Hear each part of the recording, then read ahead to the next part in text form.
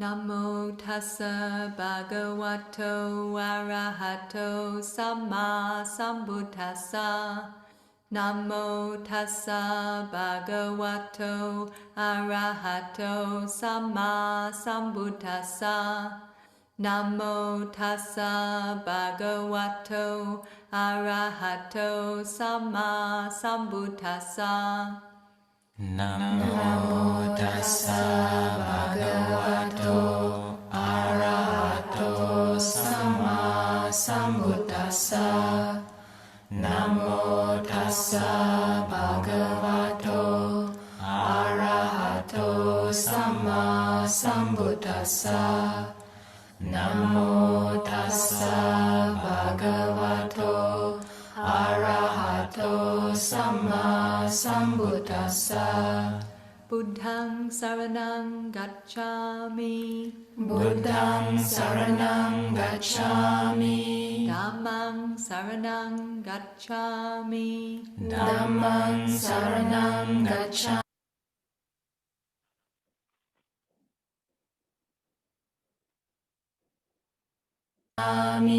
Sanghang saranang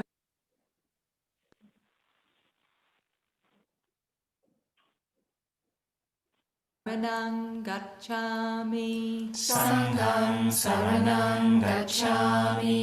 Dutiyampi buddhang saranang gacchami. Dutiyampi buddhang saranang gacchami. Dutiyampi dhammang saranang gacchami. Dutiyampi dhammang saranang gacchami. Dutiyampi sanghang saranang gacchami. Dutiyampi sanghang saranang gacchami. Tatiyampi buddhang saranang gacchami. Tatiyampi buddhang saranang gacchami. Tatiyampi dhammang saranang gacchami. Tatiyampi dhammang saranang gacchami. Tatiyampi sanghang saranang gacchami. Tatiyampi sanghang saranang gacchami. Tisarana gamanang nititang. Amaye.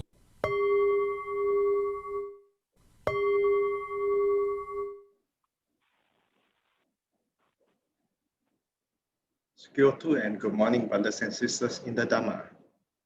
Welcome to Buddhism Weekly Sunday Puja and Dhamma Sharing Online. Today is 15 November 2020. Thank you, Brother Yo and Sister Emily, for hosting today's puja. Today's chanting will be led by Sister Kun and Sister Emily. Now we shall begin with the offering of lights, incense, water, flower to Lord Buddha. If you have a Buddha Rupa at home, you may start to offer as we chant the stanzas. Offering of lights. Lights brightly shining, abolishing this gloom, I adore the enlightened one, dispels the darkness of ignorance. Offering of incense. With perfume incense from odorless principles, I worship the exalted, worthy of worship, dispels the darkness of ignorance. Offering of water. Please accept from us, Venerable Lord, this water that is humbly offered. Out of compassion to us, please receive this, O Supreme One. Offering of flower. With these flowers, colorful, fragrant, and excellent, I offer at the sacred feet of the Lord of Sages. With these flowers, I revere the Buddha. By this merit, may I gain liberation. Just as this flower must fade, so will this body undergo decay. Sadhu, sadhu, sadhu.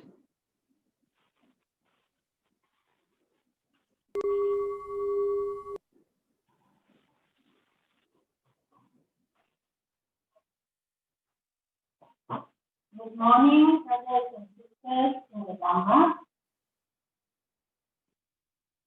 Today's puja is very meaningful for the Yo family because Brother Yo and Sister Emily, our host, celebrated their 44th wedding anniversary 2 days ago. And Brother Yo will also be celebrating his birthday on 16th of September. We wish them good health and happiness, and may the Triple Gem continue to bless and protect them. Now, let us compose our minds. We shall begin today's Sunday Puja by paying homage to the Buddha. Namo Tassa Bhagavato Arahato Samma Sambuddhassa. Namo Tassa Bhagavato Arahato Samma Sambuddhassa. Namo Tassa Bhagavato Arahato Samma Sambuddhassa. Saranam gacchami. Dhammam saranam gacchami. Sangham saranam gacchami. Dutiyampi buddham saranam gacchami. Dutiyampi dhammam saranam gacchami. Dutiyampi sangham saranam gacchami. Tatiyampi buddham saranam gacchami. Tatiyampi dhammam saranam gacchami. Tatiyampi sangham saranam gacchami. Anatipata veramani sikkhapadam samadhiyami. Avinnādāna veramani sikkhapadam samadhiyami. Amettu micchāchāra veramani sikkhapadam samadhiyami. Mussāvāda veramani sikkhapadam samadhiyami. Surameraya Pacchapamasattana veramani sikkhapadam samadhiyami. Itipiso bhagavā araham samma sambuddho viccācarana sampanno sugato lokavidu anataro purisa dhammasārati tassa deva manusranam Buddho Bhagavati. Sākāto Bhagavata Sammo Andetiko Akaliko Ehipatiko Opanyaniko Pachatam Veditabo Vinyoti. Supatipanno Bhagavato Sāvaka-saṅgho. Ujjapatipanno Bhagavato Sāvaka-saṅgho.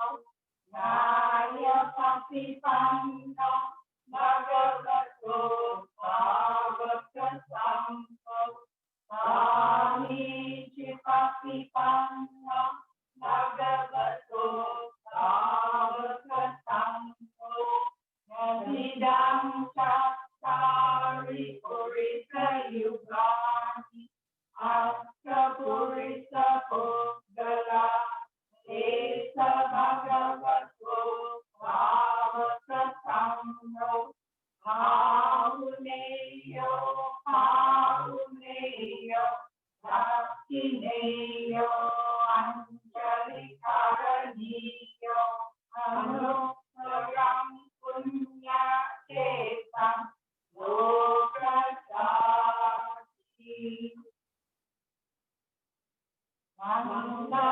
มิเชติยังสัพพังสัพพดานิสุปฏิสิตังสาธิริกดาตุมหาบุริพุทธรูปังสักลังสดายัสสมุเลนิสินโนวะสัพพาริวิชยังอาคังอัตโตสัพพัญญตังสัพพังวันเดธังโพธิภาคังอิเมเอเตมหาโพธิโลกนาเตนะภูจิตาอาหังวิเตนะมัสสามิโอทิราชานามาสุเตนันทาราปดิเตนะทีเตนะสัมมดังวินาทิโลกดิสัมพุทธังปูชยามิสัมโมทังวันเดสัมภารยุเตนะยุเตนะหังสุกันตินะปูชเยปูชนียังตังปูชาราชนะโมตนังอภิวาเทตุโนบันเตอานิยังปาริกัปปิตังอนุกัมปังอุปารายะอธิยังอาทุโมตนังอภิวาเทตุโนบัน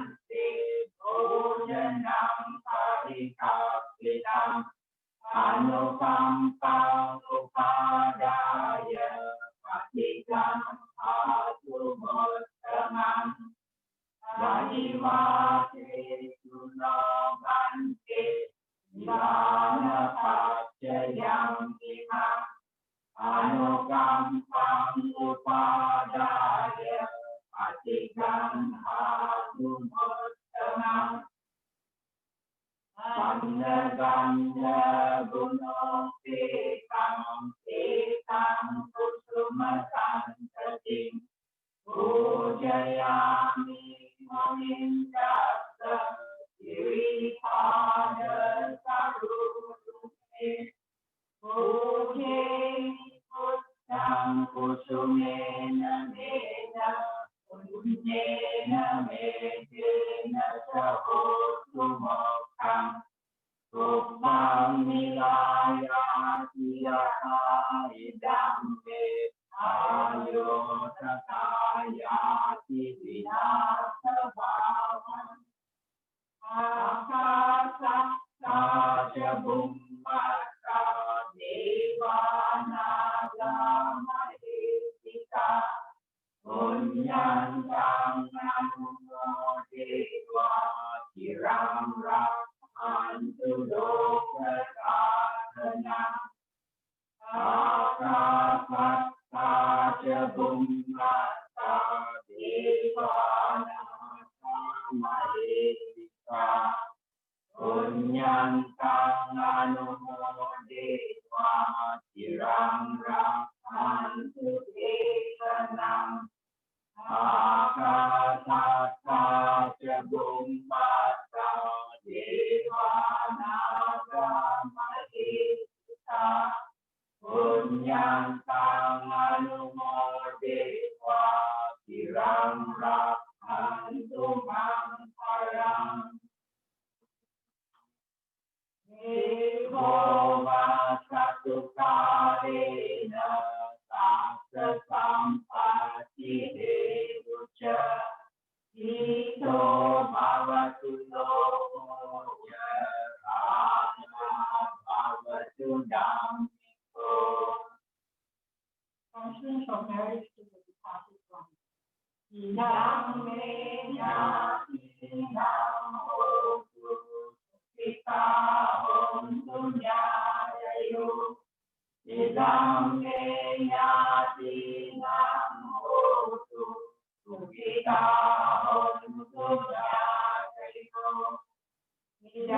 เมยาตินังโพจุสุขิตาสุญาโย aspiration อินาปุญญาตัมเมนะมาเมตานะสัมมาโรโมกัตตังสัมมาโรโมจุยามนิพานะปัสสิยา asking for pardon อาเยนะวาจาจิตเตนะธรรมาเยนะมายากัสสังอาจายังกัมมะเมตันติปุริปัญญาคัตตาอาเยนะวาจาจิตเตนะธรรมาเยนะมายากัสสังอาจายังกัมมะเมตังสัมมิสิกาคาลิกาอาเยนะวาจาจิตเตนะธรรมาเยนะมายากัสสังอาจายังกัมมะเมตังสุปฏิปันนะอนุตตรา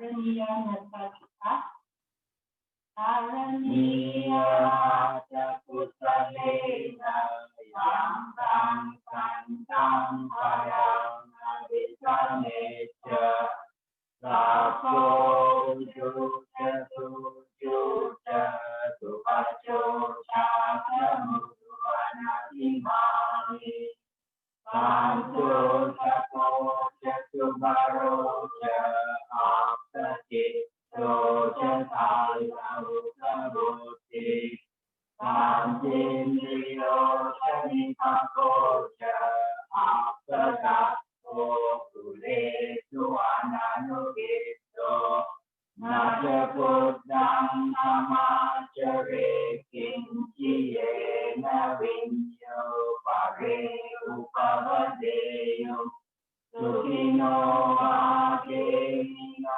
โหนตุสัพเพสัตตาภวันตุสุขิตัสสะเยเกจิปานะบุตัสสิตัสสาวาคาภรามาอนวเสตาวิกาวาเยมหันตาวาสิมาราชกานุกสุราเนกาวาเยวะติตาเยจะดุเรกตันติยาวิดุเรอินทราสัมปเวอาภะเอกัตตาภวันตุสุขิตัสสะนะโรคารังนิโกเบตนาภิมันเยสตัสสะชินัง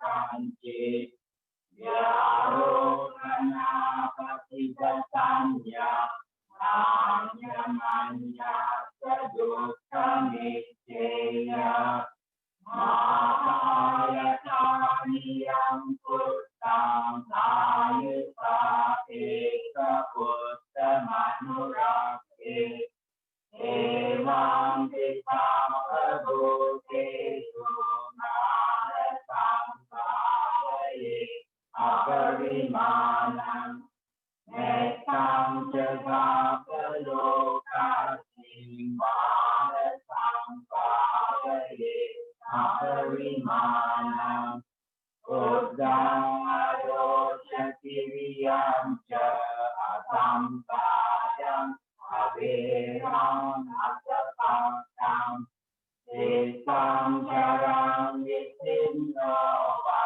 ทายานุมายาวตาสวิกตมิโตเอตังคติงอดิเตยะพระมเมตังวิหารังอิสมาหุสิตินจานุปธัมมสีลวาด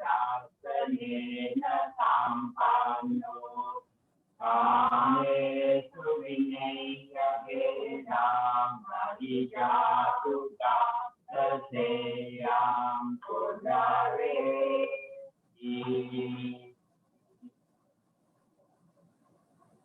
Sadhu Sadhu Sadhu.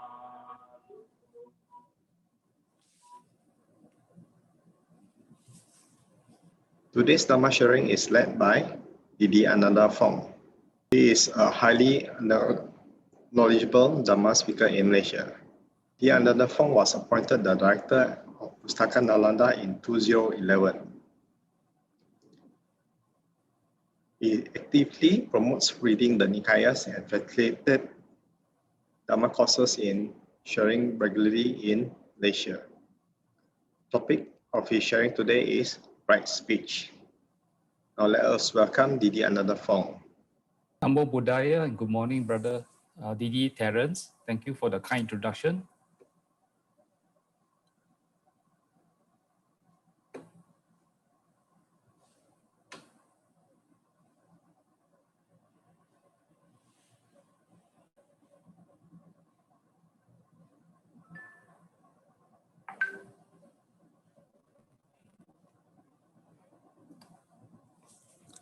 Let me start the sharing with a short Buddha Abhivadana. Namo tassa bhagavato arahato samma sambuddhassa. Namo tassa bhagavato arahato samma sambuddhassa. Namo tassa bhagavato arahato samma sambuddhassa.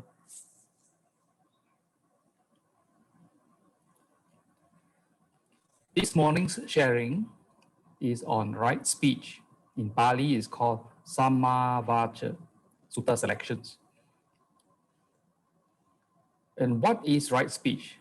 The Buddha in the Sutta from the Samyutta Nikaya, chapter number 45, the Magga Vibhanga Sutta, analysis of the path, says that right speech is to do with abstaining from lying, from divisive speech, from abusive speech, and from idle chatter. And this is called right speech. Let us go into greater detail on some of the various suttas and scenarios where the Buddha applied this aspect.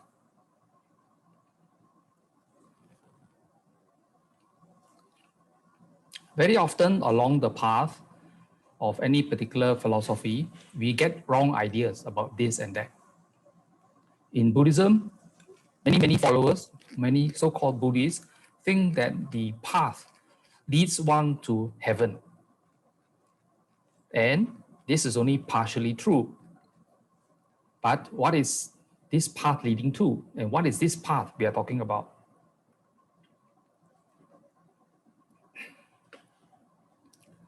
And comes to mind this Dhammapada verse 183, where the Buddha mentioned, Sabba papasa akaranang, kusalasa upasampada, sacitta pariyadapanang, etang buddhana sasana.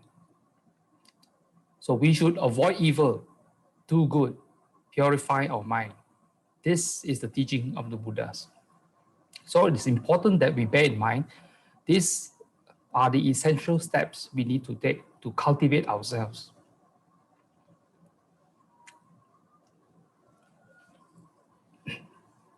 And what is this path to happiness? It is none other than the Noble Eightfold Path. As the picture shows, it shows a path. As with all paths, it leads from where you are standing, sitting, or whatever. It guides you, it leads you somewhere. It means there is a destination involved. And what are the characteristics of this path? It is ennobling. It ennobles us. It changes us. It transforms us. It's no point looking at a path, oh, how beautiful it is, but without traversing it. Okay. So, and what are the components of this ennobling path? It is eightfold. There are 8 factors, but not this Noble Eighth Path, but eightfold, because each of the factors along this path, the 8 factors, They interact with each other. They support each other. They help each other.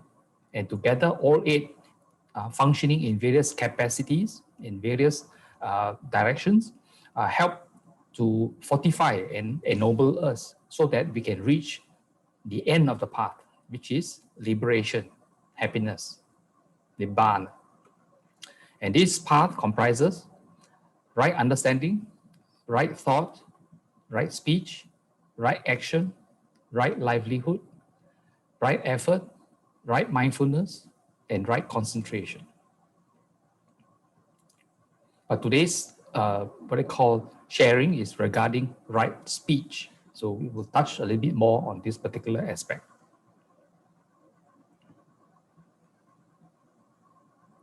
So as mentioned earlier, in the analysis of the path, the Magga Vibhanga Sutta, the Buddha said, right speech consists of abstaining from lying, from divisive speech, from abusive speech, from idle chatter. And this is called right speech. So one would have realized by now that Buddhism is enabling us, helping us, guiding us, giving us tools to move from where we are to where we should be in terms of ennobling us. And this in respect to right speech. So at the end of this practice, okay, when we culminate with perfect speech, what happens is that our speech becomes right speech, perfect speech. But right now, of course, all of us have varying degrees of wrong speech.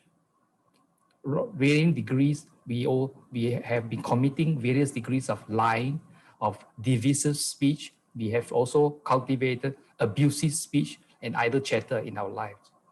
A lot of things wrong in our speech currently.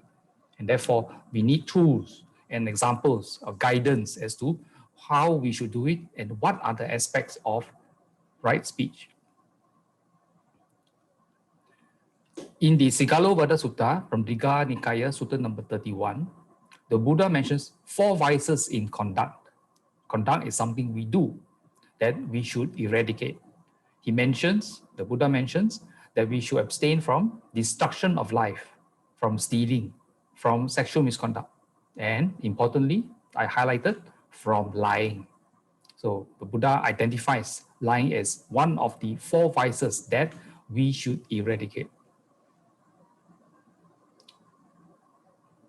Now, what is so critical about lying?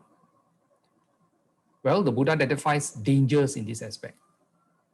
For the person who transgresses in one thing, I tell you, there is no evil deed that is not to be done. Which one thing? This telling a deliberate lie. The person who lies, who transgresses in this one thing, transcending concern for the world beyond, there is no evil he might not do. And this is taken from the sutta from Iti Vuddaka. Now, this particular quotation has great implications. It says that a person who tells deliberate, not just a lie, but many lies, and makes it a habit in their life to tell many, many lies in a day, what happens? The Buddha concludes, there is no evil he might not do, which means evil here not just concerns speech, other kinds of wrong speech, but all other kinds of unwholesome things. And evil things typically causes harm and problems, not just to the person who is perpetrating it, that means the person who's telling the lie, it also causes hurt and harm to all humanity, all that this person has come into contact. And with social media, this spread of lies and hurt and divisive and so on spreads far and wide, not just within his, where he encounters, that means within the locality he is, it spreads to the rest of the country, it spreads to the regions, it spreads to the world.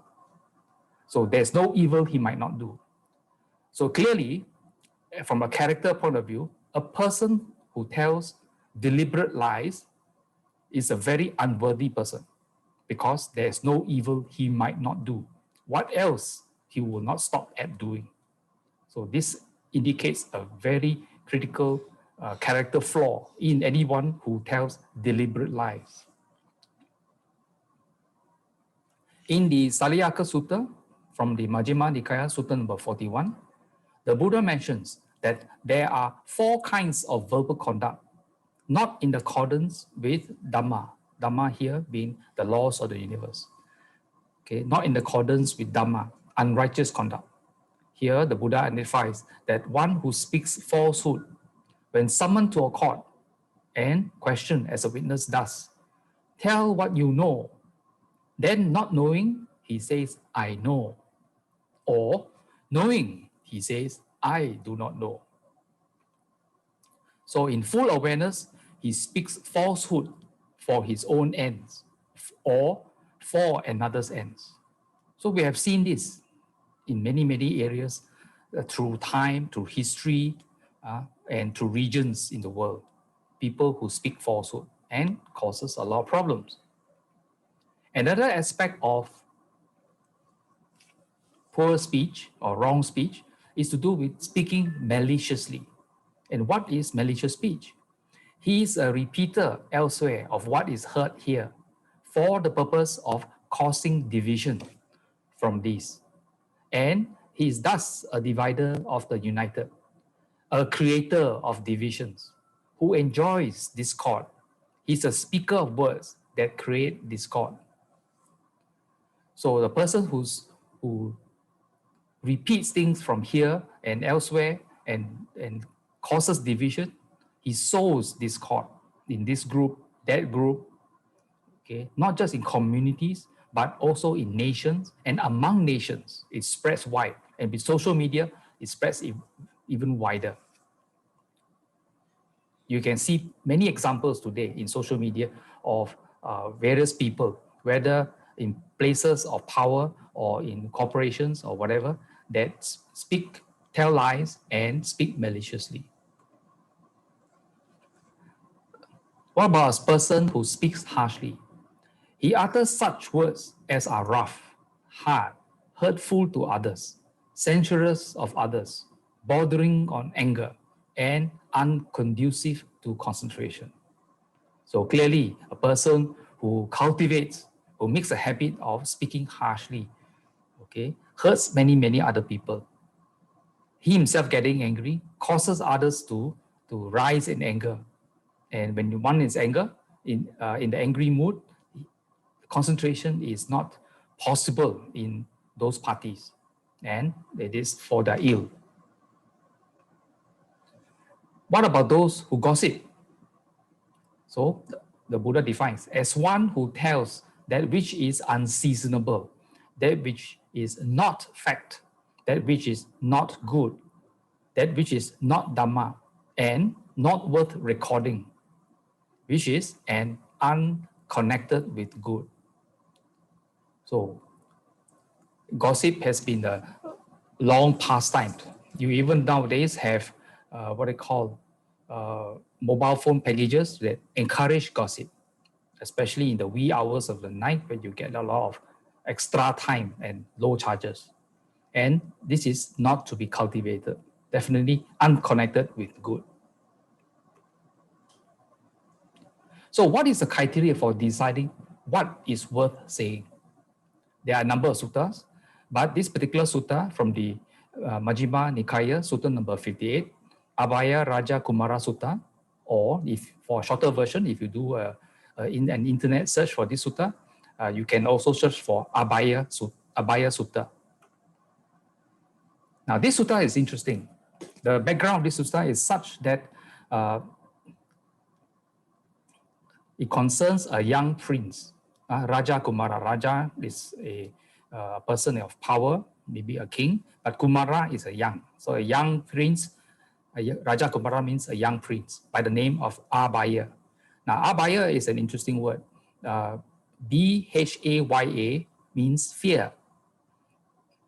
Abhaya means fearless. So this sutta in English is called Young Prince Fearless. Now it was delivered to this, the Buddha delivered this discourse to this prince who set out to actually corner the Buddha in terms of public debate. What happened was Prince Abhaya was not a Buddhist, not a supporter of the Buddha, and he had connived with his religious teacher to out-debate the Buddha.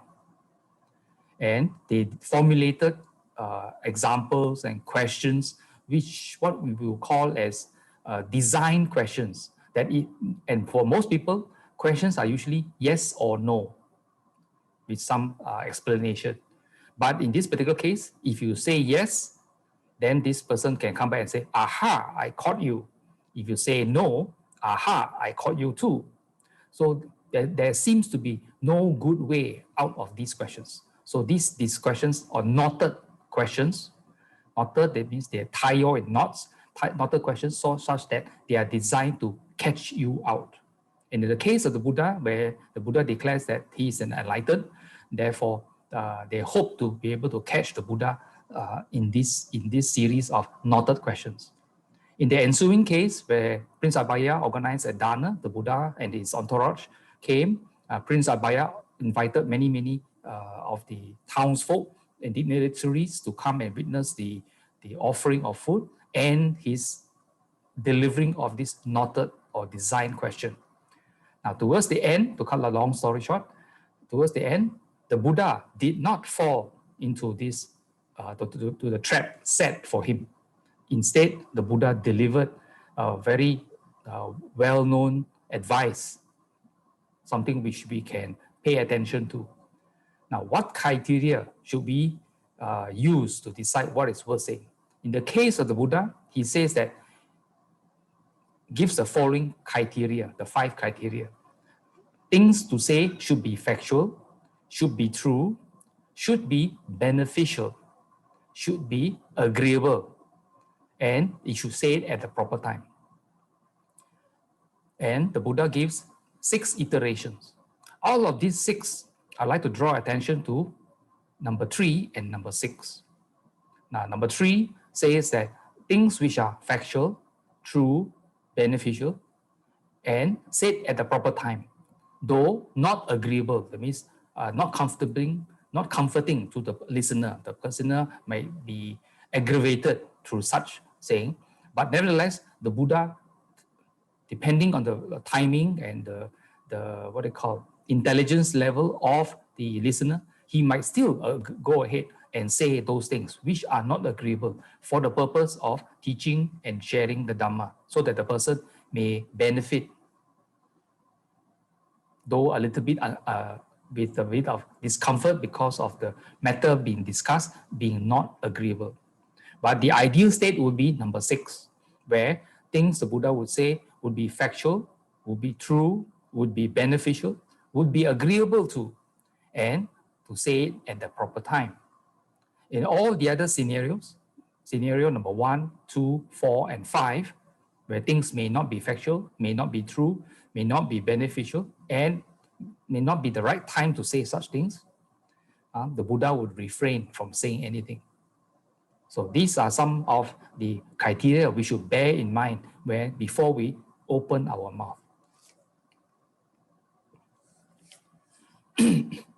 In the Upada Sutta, translated as half the holy life in the Samyutta Nikaya, chapter number 45, the Buddha, the Venerable Ānanda, the closest disciple, shall we say a personal attendant of the Buddha, came up to the Buddha and said, Lord, I think that half of the holy life is spiritual friendship, association with the lovely, and so on. Now, why did I bring up this particular sutta? Because speech is used by us, humans, and many in the animal kingdom, to communicate, to associate with others. We associate with others, we communicate. Humans are incessant communicators, and such, it is a tool with which we use to associate, to have social harmony or social interaction with others within in our personal lives, in our business lives, and so many others. So in this case, friendship or associations are important, and speech is an important tool. Here, the Buddhas respond to Venerable Ānanda's assertion that what they call friendship is half of the holy life. The Buddha replied, that's not so, say not so, Ānanda. It is not half of the holy life. It is the whole of the holy life. So friendly associations among the monastic, in this case, is the whole of the holy life. And how do monastics interact with each other than individuals behaving properly, but also through, not through mere behaviors and actions, but importantly, what they say, how they say it, and when they say it, and so on. So speech is important as it contributes to the holy life for one's traversing the path to the Noble Eightfold path towards liberation. They need the help, the friendship, the companionship, and the advice, wise advice from other practitioners also.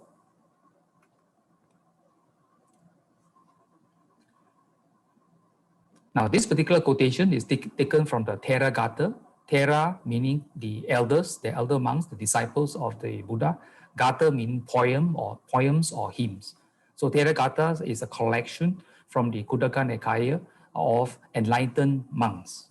The corresponding for the nuns is the Theri Gata, poems from the enlightened nuns. This particular Theravada poem from the enlightened monks, the title, Speak Only Words That Do No Harm.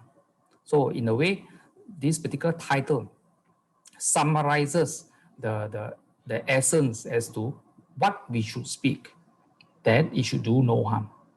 So the enlightened Thera mentions, one should speak only that word by which one would not torment oneself nor harm others. Why not torment oneself? Well, sometimes what we have uttered, someone has highlighted to us, or at a later time, we come to realize that we should not have said those things, those harmful, hurtful things.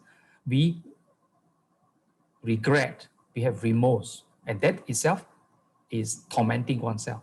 And of course, when we said it, it may have harmed others. So if we do not speak words that do not torment ourselves and others, that word is indeed well spoken. So we should try our best to develop well-spoken speech. So one should speak only pleasant words, words which are acceptable to others. What one speaks without bringing evils to others is pleasant. So this is one approach we can take. Now, as I mentioned in the Upada Sutta, that speech is used in our social interactions via to learn something with our immediate family, our parents, our siblings, our neighbors, our local community, our jobs, and so on, and internationally also, now with social media. So friendships start with communications, and speech is a critical element of it. So here, I'd like to share with you the advice by the Buddha in the Sigalovada Sutta regarding friends.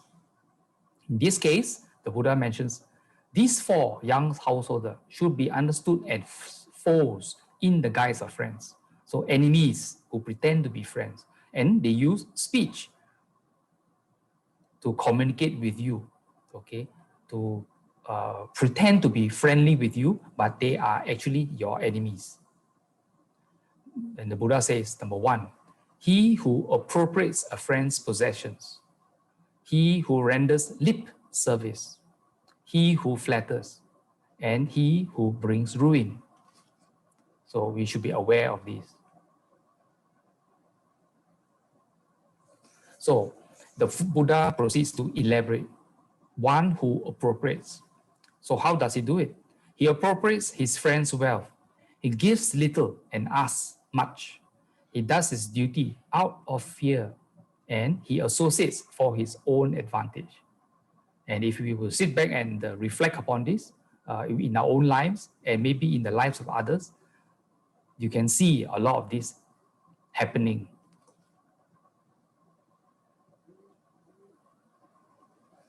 In four ways, young householder should one who renders lip service be understood as a foe in the guise of a friend. He makes friendly profession as regards the past. He makes friendly profession as regards the future. He tries to gain one's favor by empty words. When opportunity for service has arisen, he expresses his inability. So this is called lip service people.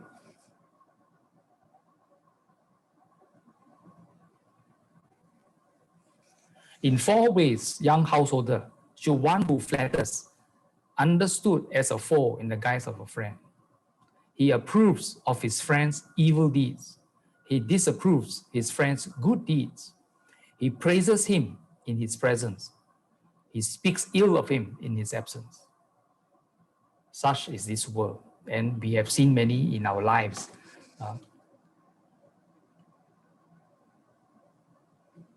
In 4 ways, young householder should one who brings ruin be understood as a foe in the guise of a friend. He is a companion in indulging in intoxicants that cause infatuation and heedlessness. Clearly, one who wants to go out to the local pub to consume intoxicants of various kinds, beer, liquor, and other cocktails, and if not gravitating to drugs, and so on, all these causes heedlessness, infatuation, and all these habits require companionship. And especially one who is a bit has cash to flow, they will engage you to pay for their drinks too. He's a companion in sauntering in streets at unseemly hours. This is abnormal. Unseemly hours means where the rest of society would have gone to bed, to rest, to prepare for the next day's efforts to earn a living, to learn, and so on. But these people go out usually late at night when other people are asleep, and these people go sauntering in the streets. He is a companion in frequenting theatrical shows. He is a companion in indulging in gambling, which causes heedlessness.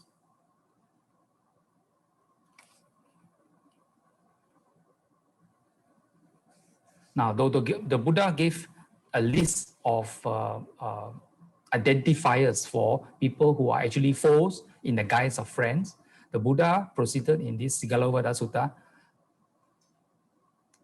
the ways in which we can identify warm-hearted friends.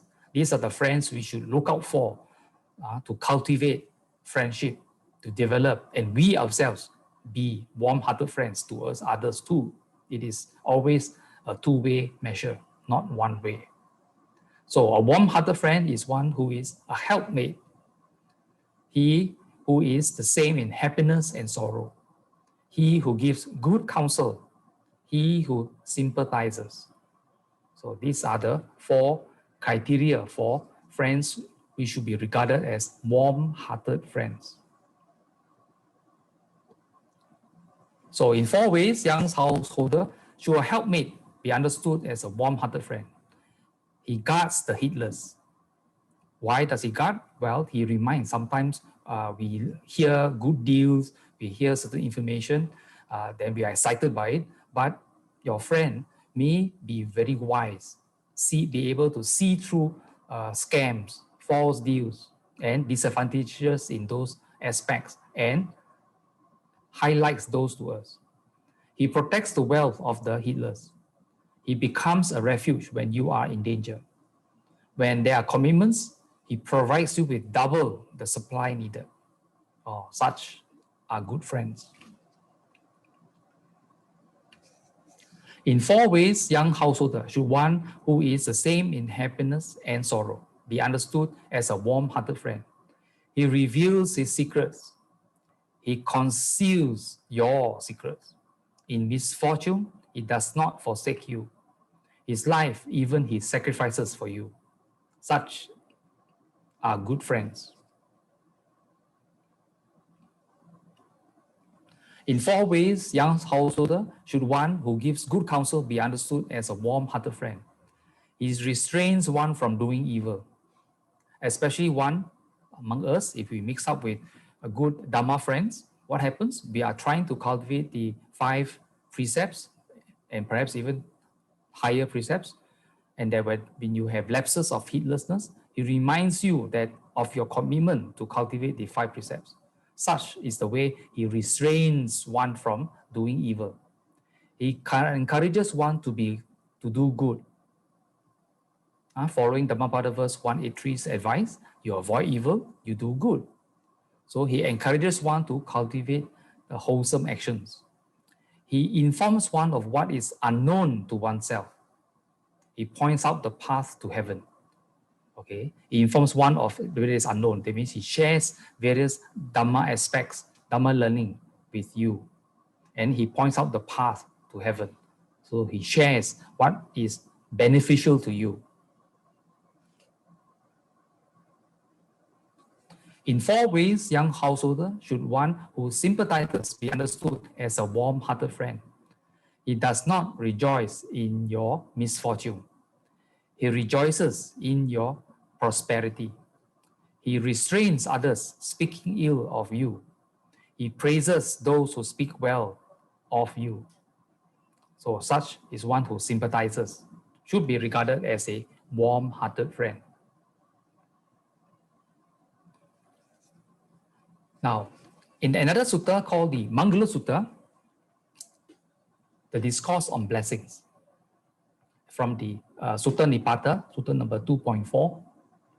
Now, Mangala Sutta is a list of 38 blessings, something good we should be able to acquire or cultivate within our lives. It starts from the very basic level and it goes up the ladder to higher and higher levels. Blessing number 10, gracious, kindly speech is something which is a blessing to us. And of course, when we have gracious, kindly speech, those around us, those who interact with us, also benefit from this blessing.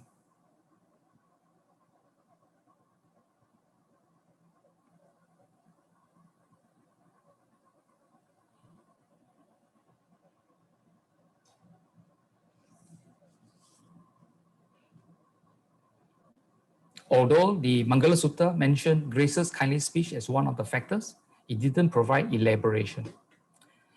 In another sutta, the Vacha Sutta, Vacha means speech, from the Anguttara Nikaya book of 5, the Buddha mentions or provides an elaboration of gracious, kindly speech. Monks, a statement endowed with 5 factors is well spoken, not ill spoken. It is blameless and unfaulted by knowledgeable people. Which 5? It is spoken at the right time. It is spoken in truth. It is spoken affectionately. It is spoken beneficially. It is spoken with a mind of goodwill. So clearly from here, we can see, in a way, somewhat a repeat of what the advice given in the Abhaya Sutta shown earlier. So gracious, kindly speak is one who offers speech which are well spoken, blameless, and unfaulted, and always spoken with goodwill or loving kindness in the mind, with the the affairs of the other person at heart also.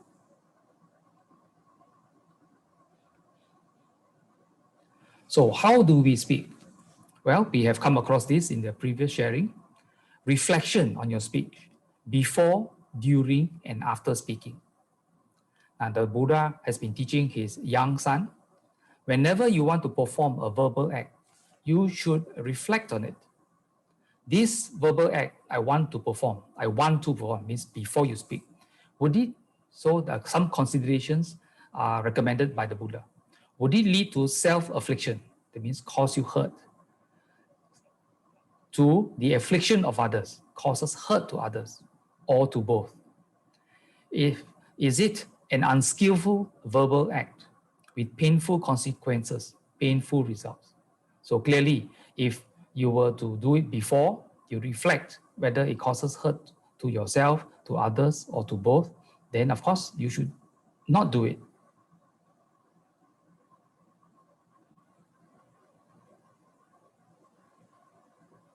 If on reflection, you know that it would lead to self-affliction, to the affliction of others, or to both, it would be an unskillful verbal act with painful consequences, painful results. Then any verbal act of that sort is absolutely unfit for you to do. But if on reflection, you know that it would not cause affliction, it would be a skillful verbal action with happy consequences, happy results, then any verbal act of that sort is fit for you to do. So clearly, it is a very commonsensical advice. And this 2-page slide only talks about before. So the same consideration should be performed during and after you have spoken also, so that you can read out. And if you find that it's not appropriate, even after you have spoken it, well, we made an effort to not to speak it ever again. But if we find that it is skillful, we should do it more often. So clearly, all this advice given by the Buddha, and of course, this is just a sampling of the suttas that touch on speech. There are many others too. The Buddha clearly says, just as the ocean has a gradual shelf, a gradual slope, a gradual inclination, with a sudden drop-off only after a long stretch. In the same way, this doctrine and discipline, or Dhamma Vinaya, has a gradual training, gradual performance, gradual progression, with a penetration to enlightenment, to liberation, only after a long stretch. So all that we practice, all that we develop along this path towards ennobling ourselves, this Noble Eightfold Path, of which right speech is one of them, it is a gradual process. And as with all trainings, there will be failures and there will be successes. Initially, more failures than successes. But with persistence and performance, what happens? The incidences of failures will decrease, and incidences of a success, of what they call completion of the training, becomes more and more. And one day we will reach 100%, that means perfect speech. So it is a journey of practice.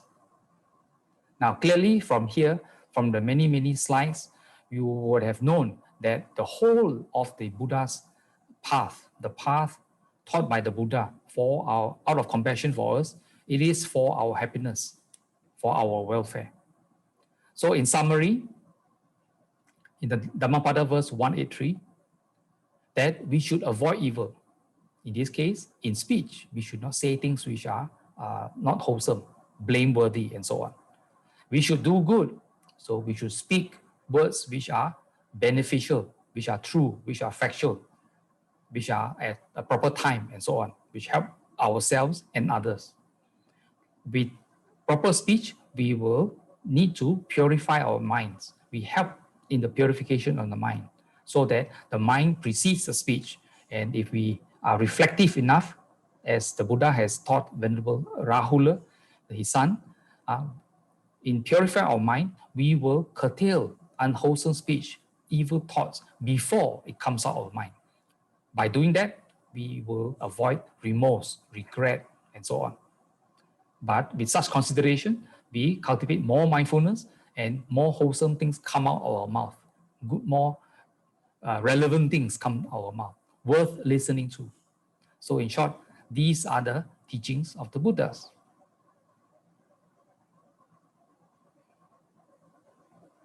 So thank you for this, for your attention. And I shall close this morning's sharing session with the series of reflections, Anumodana, benediction. Those who are familiar, you may recite the Pali text. Akasattha cha bhummattha deva naga mahittika punyang tang anumoditva jirang rakkantu sasanang jirang rakkantu desanang jirang rakkantu mang paranti. Patidana, or dedication of parents. Edang me nyatinang hotu sukita hontu nyatoyo. Edang me nyatinang hotu sukita hontu nyatoyo. Edang me nyatinang hotu sukita hontu nyatoyo. Closing veneration. Arahang Samma Sambuddho Bhagava Buddhang Bhagavantang Abhivademi.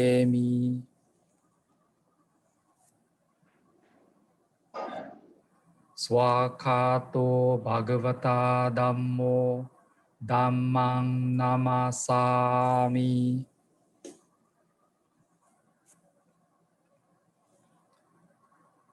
Supatipanno Bhagavato Savaka Sangho Sanghang Namami.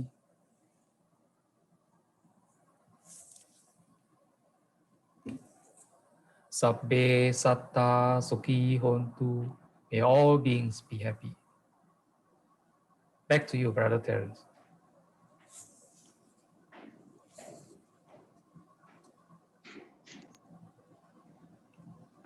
Thank you, Ānanda, for the nice, bright speech. Okay.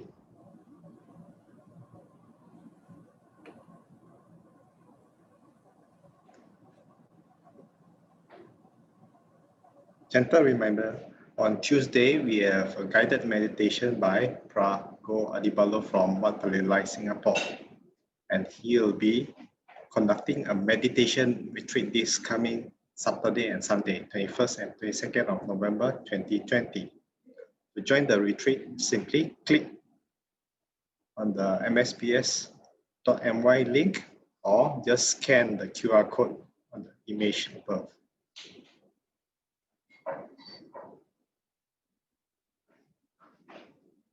Now we shall share the merits with all beings.